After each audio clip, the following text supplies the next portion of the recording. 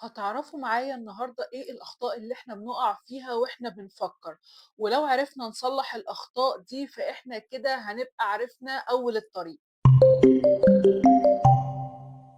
السلام عليكم، إزيكم يا حلوين عاملين إيه؟ يا رب تكونوا بألف خير.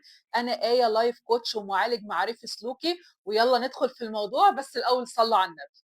اتكلمنا في الحلقة اللي فاتت عن فلسفة حقائق المعاناة الأربعة.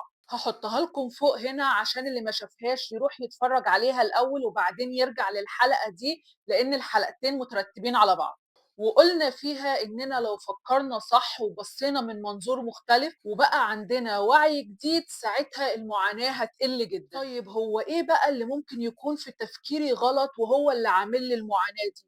وهنا بقى ما تعدش، بس احنا هناخد منهم 5 بس وهم أشهر، وعلماء النفس بيسموهم أخطاء التفكير. وأول حاجة غلط في طريقة تفكيرك وهي التصفية، يعني لما أي موقف بيحصل معاك أيا كان هو إيه، انت بتصفي وبتستبعد أي حاجة كويسة حصلت في الموقف ده وبتمسك في الوحش بس. زي مثلا لما يكون ابنك نجح وبدل ما تفرح بنجاحه، لأ، أنت هتركّز إن هو جايب 85% وابن خالته جاب 85% ونُص. ده بقى بالضبط اللي أنت بتعمله في كل حاجة في حياتك، وأنا اتكلّمت عن الموضوع ده بالتفصيل في حلقة هاسيبها لكم هنا برضه للي حابب يروح يشوفها. تاني حاجة بقى من أخطاء التفكير وهي يا أبيض يا أسود، زي ما أنا لابسة لكم كده بالضبط. يعني يا إما أجيب مجموع يدخّلني طِب وأبقى دكتور، يا إما أبقى فاشل وصايع واتجه للبلطجة وأبطّل تعليم خالص. زي مثلًا لمّا واحدة تقول يا إما جوزي يعاملني مَلِكة يا إما أتطلّق. طب ما طبيعي يا ست الكل إن يبقى في خلافات، دي طبيعة الحياة ما بينكم. لأ، يا كده يا كده، يا أبيض يا أسود، ياخد كل حاجة يا بلاها خالص. فالناس دي بتفكّر في أي حاجة يا إما 100% يا 0%، هم مش معترفين خالص بالأرقام اللي موجودة في النُص. نيجي بقى لتالت حاجة وهي المبالغة في التعميم. زي المثال المشهور جدًا في مجتمعنا المصري وغالبًا في مجتمعات تانية كتير، لإن الستات كلّها قريّبة من بعضها والرجالة برضه قريّبين من بعضهم، وهو إن الرجالة كلّها خاينة أو إن الستات كلّها نكدية. وطبعًا ولا ده صح ولا ده صح. زي مثلًا لمّا واحدة تقول أصل صاحبتي ما بتحبنيش، فتيجي تسألها وتقول لها ليه ما بتحبكيش؟ تقول لك أصلها شافتني النهارده في المدرسة وما جاتش قعدت معايا، اللي هو باعمم حاجة كبيرة جدًا أو مصطلح كبير جدًا من خلال موقف أو 2. رابع حاجة بقى وهي توقُّع الكوارث، اللي هو عارفين حاسس بمصيبة جاية لي يا لطيف يا لطيف؟ أهو ده طول الوقت حاسس إن في مصيبة أو كارثة هتحصل. يعني مثلًا نبقى طالعين مصيف يوم بليلة وتلاقي الأم واخدة معاها 5 شُنط ما تعرفش ليه، ولمّا هتيجي تسألها هتلاقيها طلّعت لك حاجات كده أنت بتبقى مستعجبها جدًا. هتقول لك أصل ممكن ما نلاقيش أكل. طب ما نلاقيش أكل ليه؟ ده إحنا هنقعد في فندق، يعني طبيعي إن يبقى في أكل. أو تلاقيها مثلًا واخدة كل الفوط اللي موجودة في الدولاب. بحجة إن هناك مثلًا مش هيبقى في فِوَط. ولو جيت سألت الأشخاص دي دايمًا عن وجهة نظرهم هيقولوا لك أصل أنا باحب أأمِّن وأحسب كل حاجة أنا باعملها.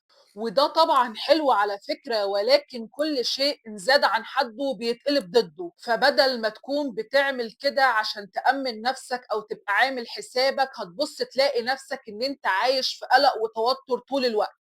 وهتلاقي من كتر المعاناة اللي أنت بتعانيها من كتر الحسابات دي إن أنت بتبطّل تعمل حاجات كتير. يعني أعرف ناس من كتر ما هي بتحسب كل حاجة في حياتها بطّلت إن هي تخرج عشان ما تقعدش في المعاناة بتاعة الحسابات دي كل شوية. والناس دي تحسّهم كده بيقولوا لك أنا مش هارتاح إلا لمّا الكارثة تحصل عشان أثبت لك إن أنا كنت صح. خامس حاجة وآخر حاجة وهي القواعد الصلبة. وأنا شخصيًا باقع في الخطأ ده، ولكن بعد ما أدركت إن ده خطأ من أخطاء التفكير، ابتديت إن أنا أحاول أحل الموضوع وما أتماداش فيه. والقواعد الصلبة دي اللي هي بتبقى عبارة عن لازم والمفروض، اللي هو لازم عشان أنجح أذاكر 10 ساعات. طب ما أنا ممكن أذاكر برضه ساعتين وأنجح في الآخر. أو المفروض علشان أتجوز يبقى عنده وظيفة ثابتة. طب ما هو على فكرة ممكن يكون عامل مشروع لنفسه وبرضه بيقدر يفتح بيت.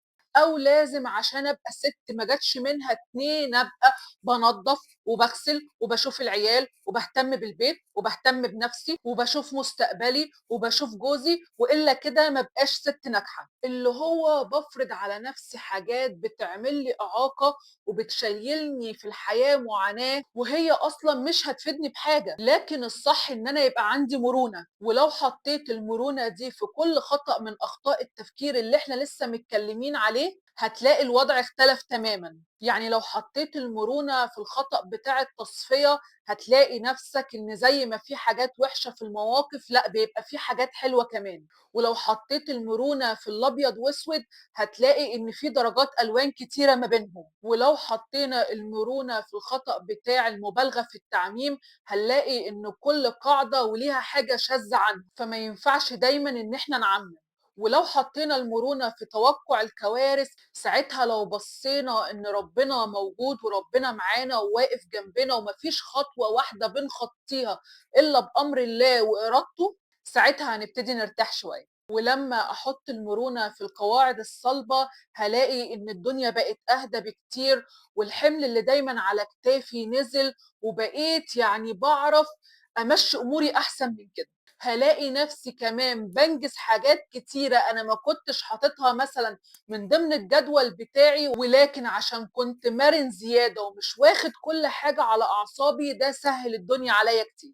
فالمطلوب إن إحنا نركّز ونشوف إحنا بنفكّر إزاي، وإيه المعتقدات اللي في دماغنا اللي موقّفانا أو مسببة لنا المعاناة، وواحدة، واحدة شوفوا عندكم إيه من ال5 أخطاء اللي إحنا لسه قايلينهم، وحاولوا زي ما قُلنا إن أنتم تغيّروا من الأخطاء دي وتخلّوا يبقى في مرونة، وإن شاء الله لمّا تعملوا كده هنبقى وقّفنا المعاناة اللي هي كانت نقطة رقم 4 في الحلقة اللي فاتت، وفي نهاية الحلقة أتمنى لكم حياة من غير معاناة. سلام.